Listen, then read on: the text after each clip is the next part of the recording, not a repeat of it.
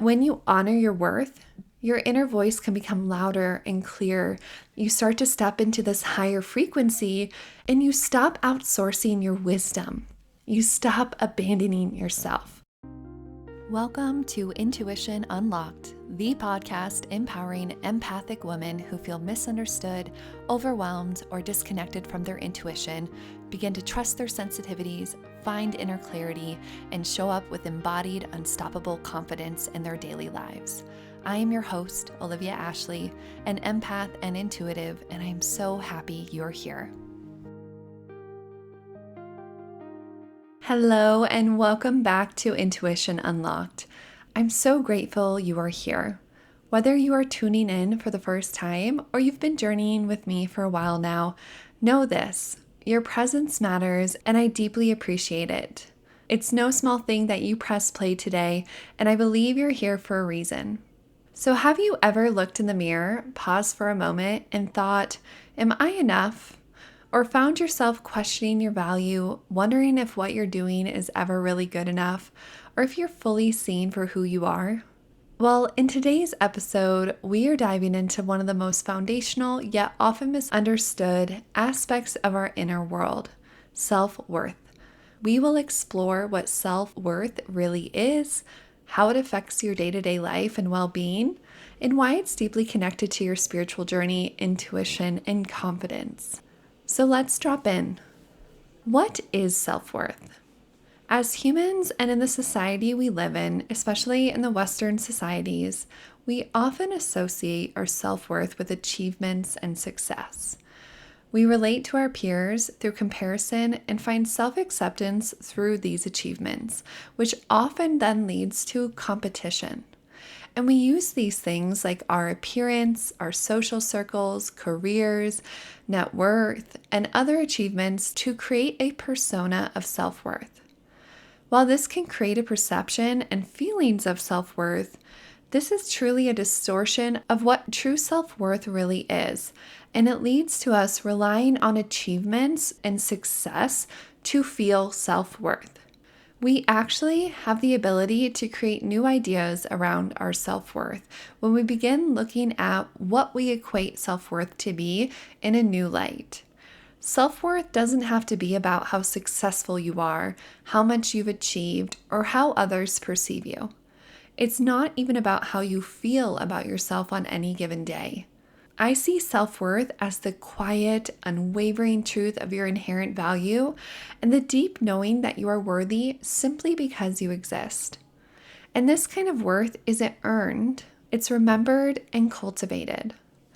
Unlike self-esteem, which often depends on external validation, think praise, results, recognition, self-worth lives within you. It's steady and constant, and you feel it and find motivation through the ever-present well of self-love, self-acceptance, and success, but with the ground in knowing that even success and failures provide lessons and opportunities that strengthen your self-worth.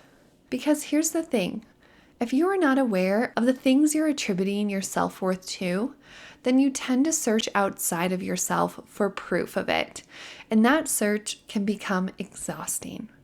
So many of us carry old stories that tell us we're too much or not enough, that we have to prove ourselves to be loved, or that our voice doesn't matter.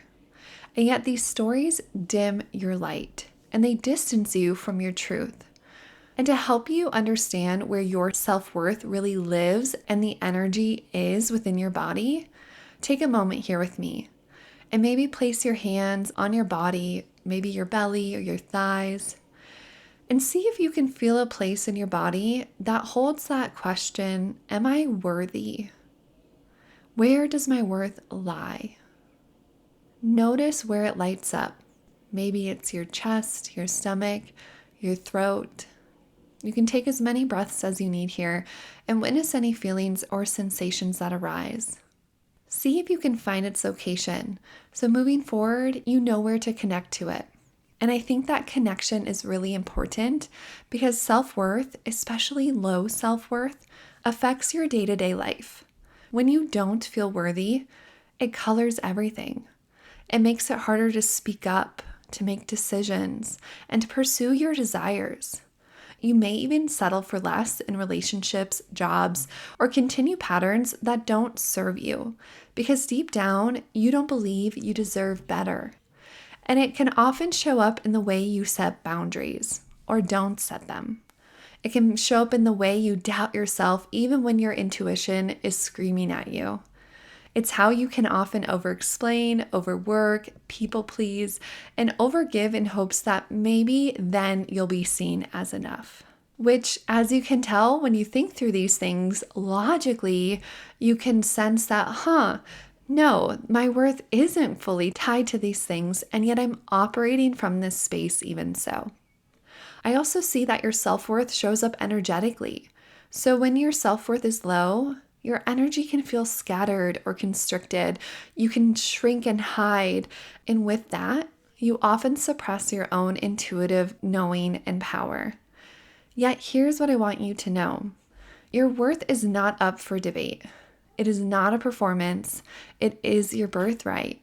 And remembering it is how you begin to live in alignment with your truth. That's what helps the energy shift. What allows the energy to go from constricted and small and blocked in certain ways to expansive and open and flowing and even grounded. And then you feel confident to set boundaries, to speak up for what you need, and to create a life that feels more in alignment with yourself and what you need because you deserve the best. Yet you have to first fill up your cup and know and build that self-worth for yourself. And when I was preparing for this episode, I found some really fascinating insight around building self-worth in our children. So whether or not you're a mother, this information is so helpful to understand because these specific factors have been found to contribute to our self-worth, especially when we're younger. Yet even if you don't have children, understanding this concept and what really helps us develop a healthy sense of self-worth can be utilized now, even in your life as an adult. So what I found was researchers at Michigan State University found 2 core foundations that help children and adolescents develop a healthy sense of self-worth. The first one is offering unconditional love, respect, and positive regard. And the second is giving them plentiful opportunities to experience success. So for parents, caregivers, or those in close connection with a child, this means showing them through your words, tone, and actions that they are deeply loved just as they are, not for what they do or how they perform or how well they behave, but simply because they exist.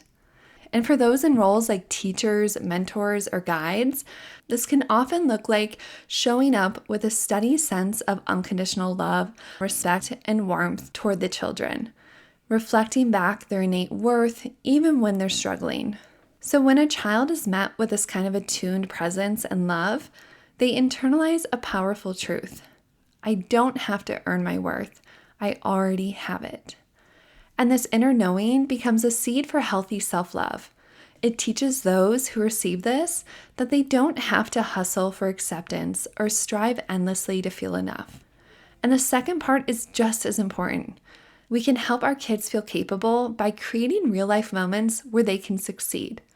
These could be very small and simple, possibly a task they can complete, a skill they're building, or even something creative they feel proud of. Success helps them feel competent and build self-trust. And as those little successes stack up, they feel braver about taking healthy risks, trying new things, and stretching beyond their comfort zone. Because they've learned through experience, I can do this. And here's where we take this information and turn it inward. Because most of us did not receive this kind of nurturing consistently when we were growing up. But that doesn't mean it's too late. Understanding these findings and the impact it has on one's psychology and self-worth means it's never too late to begin using these methods in our day-to-day for ourselves and with others of all ages in our lives. You can even begin to reparent yourself by doing these 2 things. Offer yourself unconditional love and regard, not just when you're productive or perfect, but when you're in the middle of mess, in the in-between, and in the becoming. And secondly, Give yourself opportunities to feel successful. Celebrate even the tiniest of wins, and remember what it feels like to say, I did that, and feel it in your bones and your body, and be proud of yourself. And this is not about perfection. It's about presence and consistency. And that's something you can begin practicing at any age. And to look at self-worth from a spiritual lens, self-worth is not just a concept. It's truly a frequency. When you remember your worth, your energy shifts. You begin to attract experiences, people, and opportunities that reflect this knowing and this frequency. And equally important, you release the ones that don't align with you. And truly, self-worth is a foundational aspect of building trust. Trust in yourself, trust in your path, and trust in your intuition. So when you undervalue yourself, you second guess that inner voice. You start to question your decisions, and you often will bypass intuition in favor of what seems more safe, logical, and acceptable. Yet when you honor your worth, your inner voice can become louder and clearer. That energy starts flowing. You start to step into this higher frequency, and you stop outsourcing your wisdom. You stop abandoning yourself. And that's when your spiritual gifts and your intuition, and that's when you can see some magic unfold. Things become more easeful. Your intuition becomes a bit stronger, and people and opportunities start showing up to help you. And you can think of self-worth as the soil your intuition grows from. If you're constantly doubting your value, then you're likely doubting your intuitive hits. You may dismiss the little nudges, ignore the synchronicities, or fear you're just making it up. Remember that intuition doesn't need to be earned, though. It simply needs to be trusted and developed and connected to.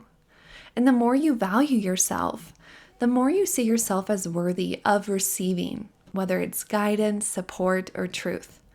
And intuitive development is less about learning something new and more about unlearning the belief that you're not already connected.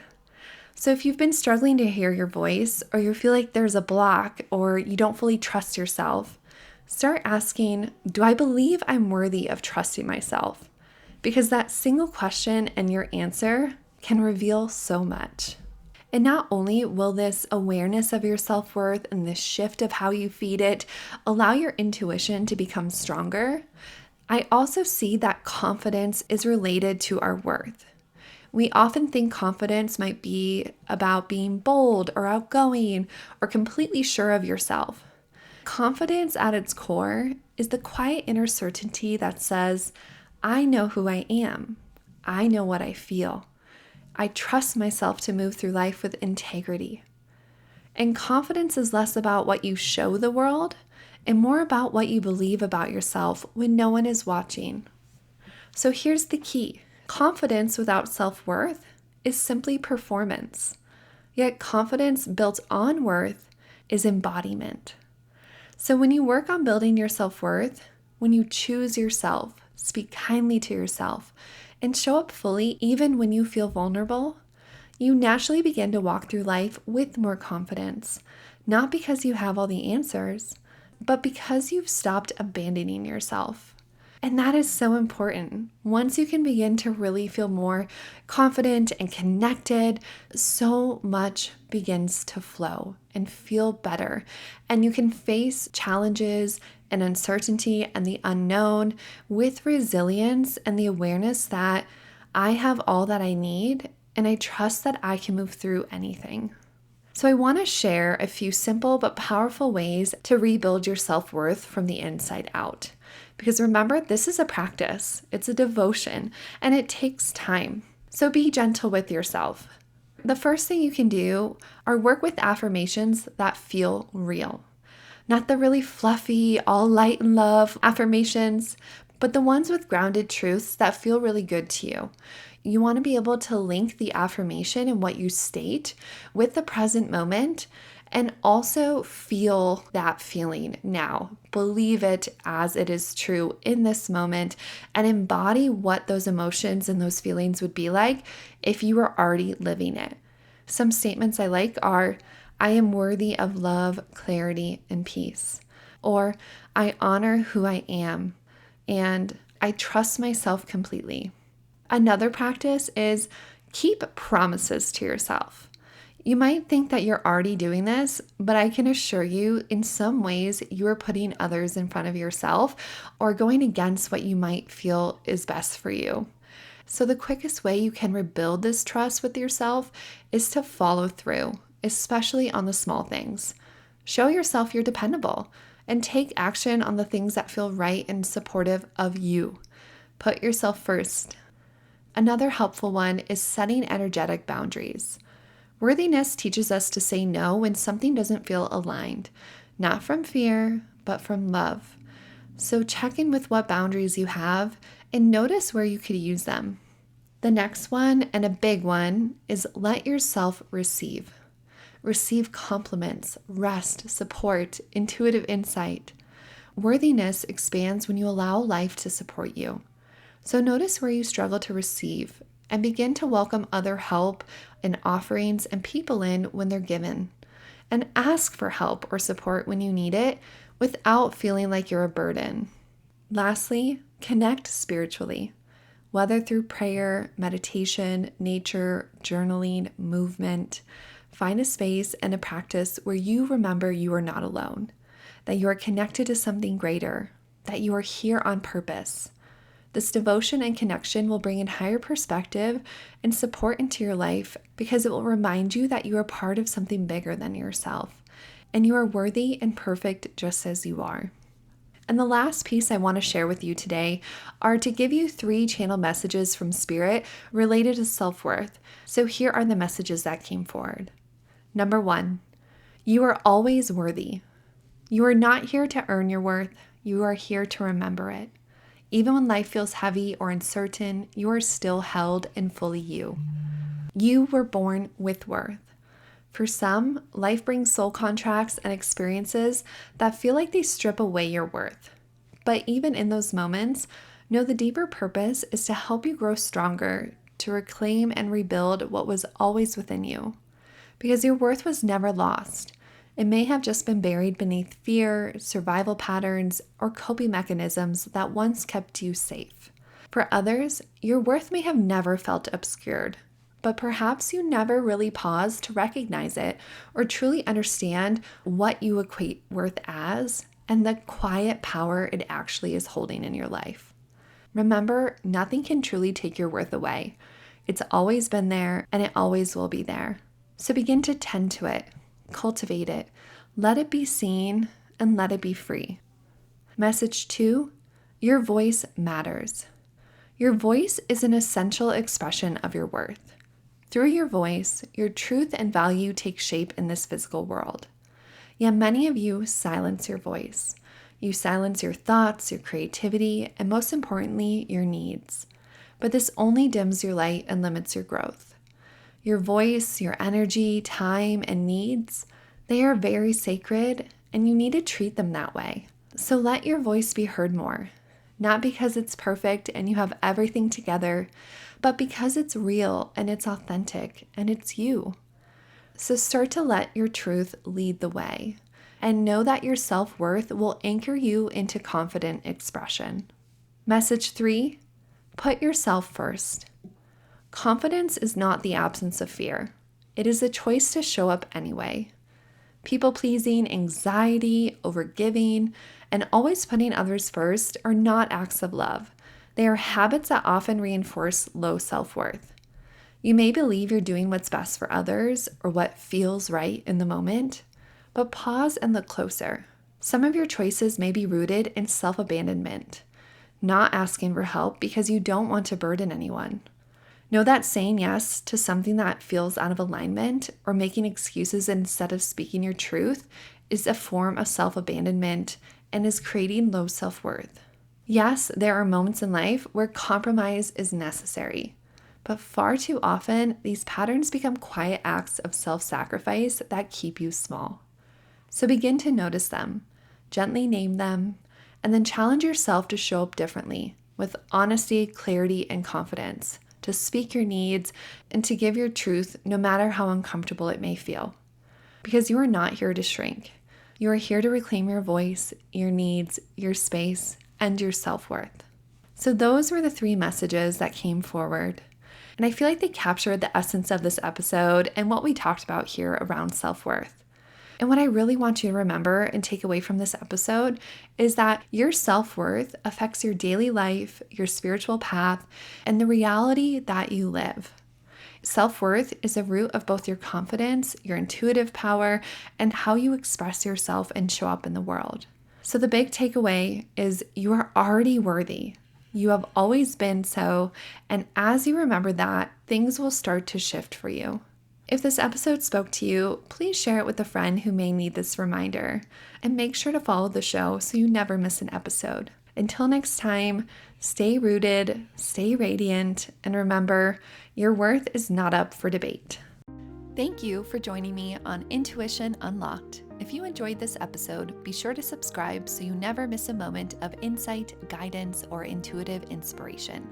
To dive deeper into our community and get access to exclusive content, head to my website at www.olivia-ashley.com and subscribe to my newsletter. You can also connect with me on Instagram at wildlyolivia for daily inspiration and updates. Remember, your intuition is your superpower. Trust it, nurture it, and let it guide you. Until next time, I'm Olivia Ashley, and I can't wait to connect with you again.